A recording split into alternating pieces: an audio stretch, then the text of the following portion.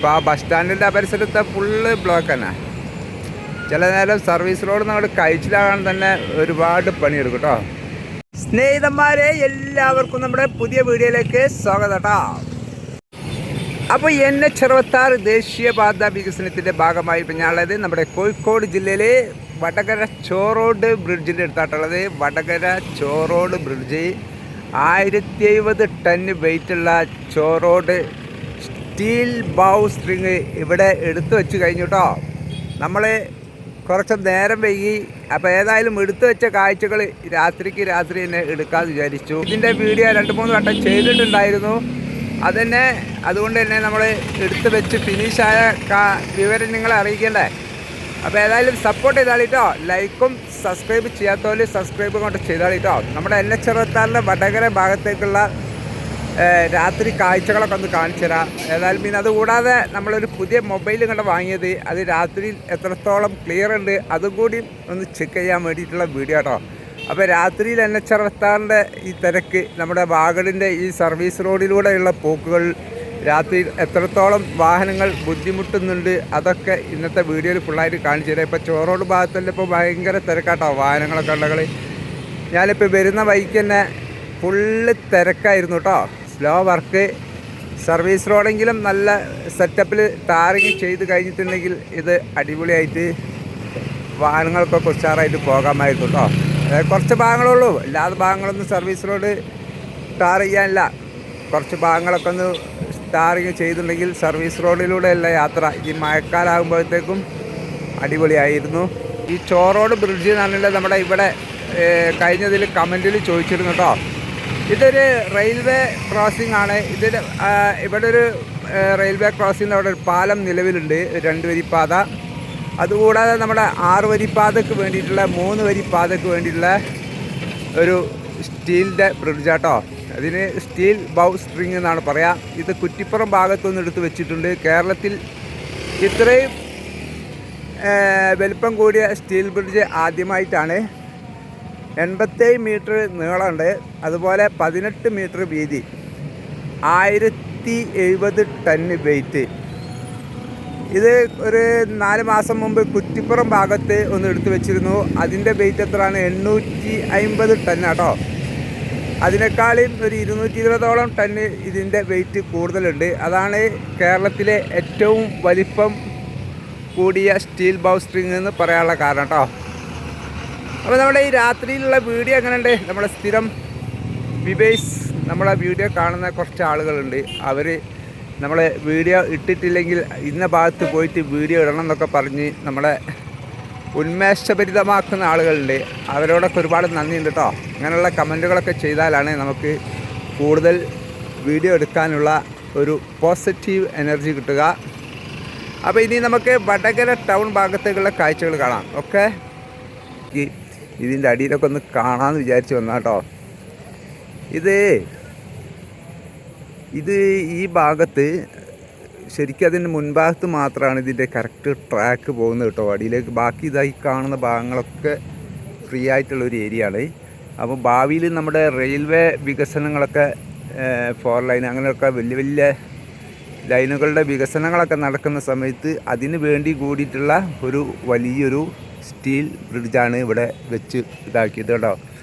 പകുതിയോളമില്ല, പകുതിയിൽ കുറവാണ് ശരിക്കും ട്രാക്ക് പോകുന്ന ഭാഗത്തേക്കുള്ള ഏരിയ. ബാക്കി പിന്നീട് വികസനം നടക്കുന്ന സമയത്ത് അതിനുകൂടി മുൻകൂട്ടി കണ്ടുകൊണ്ടാട്ടോ ഇതിൻ്റെ നിർമ്മാണം. അപ്പം നമ്മൾ വടകര എലിവേറ്റഡ് ബ്രിഡ്ജ് സ്റ്റാർട്ട് ചെയ്യുന്ന ഏരിയയിലെത്തിട്ടോ. ഇവിടെ നിൽക്കണം, അവിടെ ഒരു പീസായിട്ട് ഇങ്ങനെ മുറിഞ്ഞ് കിടക്കുന്നുണ്ട്. ഇത് ഏരിയ ഏതാ area? Arctic furniture branch, Alukkas ജില്ലറിൻ്റെ മുമ്പിലുള്ള ഏരിയ കേട്ടോ. നല്ല ബ്ലോക്കാട്ടോ രാത്രിയിലൊക്കെ. സർവീസ് റോഡ് ഇതൊക്കെ ഒന്ന് മാറി കിട്ടിയാൽ തന്നെ ഉഷാറാവുള്ളൂ. ഇത് മാറാന്ന് പറഞ്ഞാൽ കുറച്ച് പണി തന്നെ കേട്ടോ. ഇനി ആ ഏരിയയിലൊരു ബ്രിഡ്ജിൻ്റെ പീസ് അവിടെ കൊണ്ടുവച്ചിട്ടുണ്ട്. ഇനി ഇവിടെ പ്ലെയിൻ ബ്ലോക്ക് വെച്ചിട്ടുള്ള വർക്കുകളാണ് ഇനി ഇവിടെ വരാൻ പോകുന്നത്.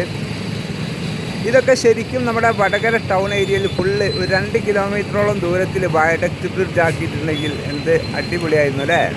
ഇതിങ്ങനെ കുറേ ഭാഗങ്ങൾ മണ്ണിട്ട് നികത്തിക്കൊണ്ട് ഒരു 700 മീറ്ററോളം നീളത്തിലാണ് ഇപ്പോൾ ഈ ബ്രിഡ്ജിൻ്റെ ഈ ഭാഗം പോകുന്നത്. അത് കഴിഞ്ഞിട്ട് പിന്നെ മണ്ണിട്ട് നികത്തിയിട്ട് അങ്ങനെ കൂടി പീസായിട്ടാട്ടോ.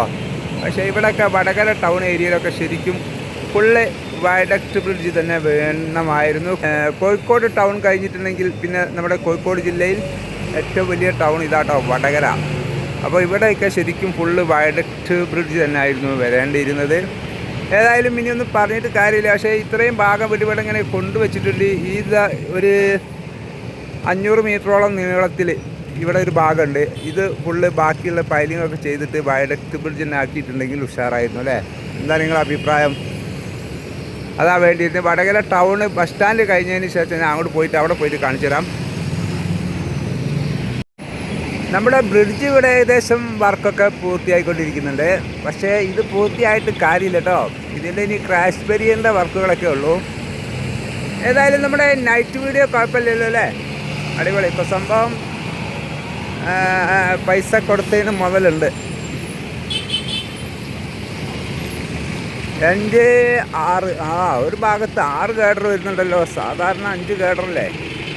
ഇത് വെറൈറ്റി ബ്രിഡ്ജാട്ടോ.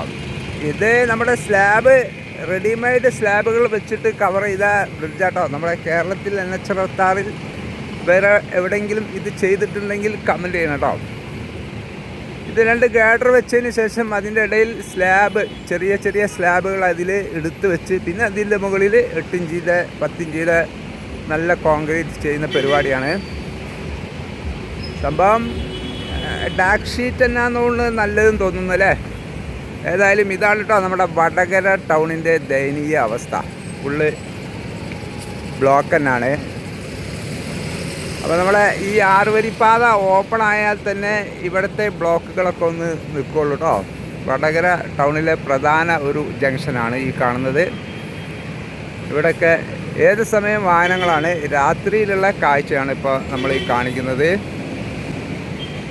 ഇപ്പോൾ ആ ബസ് സ്റ്റാൻഡിൻ്റെ പരിസരത്ത് ഫുള്ള് ബ്ലോക്ക് തന്നെ. ചില നേരം സർവീസ് റോഡ് നമ്മൾ കഴിച്ചിലാകാൻ തന്നെ ഒരുപാട് പണിയെടുക്കും കേട്ടോ. മൊത്തം ഇത് വയഡക്റ്റ് ബ്രിഡ്ജ് ആണെന്നുണ്ടെങ്കിൽ സംഭവം പാർക്കിങ്ങിനും ഒക്കെ കൂടിയായിട്ട് നല്ല സൗകര്യമൊക്കെ നല്ല ഇതുണ്ടാകുമായിരുന്നു കേട്ടോ. ഇനി അതാ അവിടെ ഒരു പീസ്, അവിടെ നിന്ന് അങ്ങോട്ട് നമ്മുടെ റിപ്ലെയിൻ ബ്ലോക്ക് വെച്ചിട്ടുള്ള വർക്കാണെന്നാണ്. പക്ഷേ അവിടെ നിന്ന് വർക്ക് തുടങ്ങിയിട്ടില്ല. ഇനി അവിടുന്ന് മാറ്റങ്ങൾ വരുത്തിയാൽ കഴിച്ചില്ല. രാത്രിയിൽ വർക്കുണ്ടല്ലോ അല്ലേ? അവിടുത്തെ വെൽഡിങ് വർക്കുകളൊക്കെ നടക്കുന്നുണ്ട്. സംഭവം ഇപ്പം വാഗട് രാത്രിയിലും വർക്കൊക്കെ എടുക്കുന്ന കാഴ്ച നമുക്ക് ഇവിടുന്ന് കാണാൻ പറ്റും. വാഗട് പെട്ടെന്ന് വർക്ക് ഇനി തീർക്കണം, എന്നാൽ തന്നെ ഇവിടുത്തെ ബ്ലോക്കിനൊക്കെ ഒരു അറുതി ആവുള്ളൂ കേട്ടോ. വാഗട് ഇവിടെ എത്രത്തോളം വർക്ക് സ്ലോ ആക്കുന്നോ അത്രത്തോളം ഇവിടുത്തെ ജനങ്ങൾ ബുദ്ധിമുട്ടും. ഏതായാലും ഇനി നമുക്ക് മൂരാട് പാലത്തിൻ്റെ രാത്രി കാഴ്ചകളും അതുകൂടാതെ അതിൻ്റെ ഇടയിൽ 2 കിലോമീറ്ററോളം ദൂരത്തിലുള്ള കോൺക്രീറ്റ് ലൈറ്റൊക്കെ ഇട്ട കാഴ്ചകളുണ്ട്. അതും കൂടി ഉൾപ്പെടുത്തി നമുക്ക് ഈ രാത്രിയിലുള്ള കാഴ്ച അവസാനിപ്പിക്കാം. ഓക്കെ, ഇപ്പം നമ്മൾ വടകര ബ്രിഡ്ജിൻ്റെ ഭാഗത്തു നിന്ന് കുറച്ചങ്ങോട്ട് മുന്നോട്ട് വന്നപ്പം ഇവിടെയൊക്കെ എന്ന് പറഞ്ഞിട്ടുണ്ടെങ്കിൽ മണ്ണിട്ട് നികത്തിക്കൊണ്ടുള്ള റോഡാണ് ഇവിടെ വരുന്നത് ഈ ഏരിയയിൽ. പക്ഷേ ഇവിടെ രാത്രിയിലുള്ള വാഹന പാർക്കിങ്ങൊക്കെ നോക്കി ഞങ്ങൾ ഫുള്ള് ജനങ്ങളും ഒക്കെ. ഇതൊക്കെ ടൗൺ ഏരിയയിലേക്ക് വരുന്ന ആളുകളല്ലേ. അപ്പോൾ നമ്മളിവിടെ വയഡക്റ്റ് ബ്രിഡ്ജ് ആയിരുന്നുവെങ്കിൽ ആ ബ്രിഡ്ജിൻ്റെ ചോട്ടിലൊക്കെ എത്ര പാർക്കിംഗ് ഏരിയ ഒക്കെ ഉണ്ടാകുമായിരുന്നു അല്ലേ? എന്താ ചെയ്യുക, ആരോടെ പറയാല്ലേ? എന്തായാലും സമയം ഇപ്പോൾ ഏകദേശം 8:30 മണിയായിട്ടുണ്ട്. 8:30 മണിക്കും നല്ല ബ്ലോക്കിൽ ഇങ്ങനെ വാഹനങ്ങൾ പോവുകയാണ്. വൈകുന്നേരം തുടങ്ങിയ ബ്ലോക്കായിരിക്കും അല്ലേ? ഇതാണ് കേട്ടോ നമ്മുടെ വടകര ഭാഗത്ത് 2 കിലോമീറ്റർ വർക്ക് കഴിഞ്ഞ വേറൊരു കമ്പനിക്കായിരുന്നു ഇത് വർക്ക്. ആ വർക്കൊക്കെ ഇവിടെ ഫിനിഷ് ചെയ്ത് കമ്പനി അവരുടെ നാട്ടിലെത്തി. അന്നും ഇവിടെ വാഗട് വർക്ക് എടുക്കുന്നുണ്ട് കേട്ടോ. ഇവർ ഒരു 1.5 കൊല്ലമായി ഇവിടെ വർക്കൊക്കെ ഫിനിഷ് ചെയ്ത് പോയിട്ട്. ഈ 2 കിലോമീറ്റർ ഫുള്ള് കോൺക്രീറ്റ് ആട്ടോ. ഇവിടെ ലൈറ്റ് ഫിറ്റിംഗ് ആൻഡ് പെയിൻറ്റിങ് എല്ലാ വർക്ക് കഴിഞ്ഞതിന് ശേഷമാണ് അവർ പോയത്.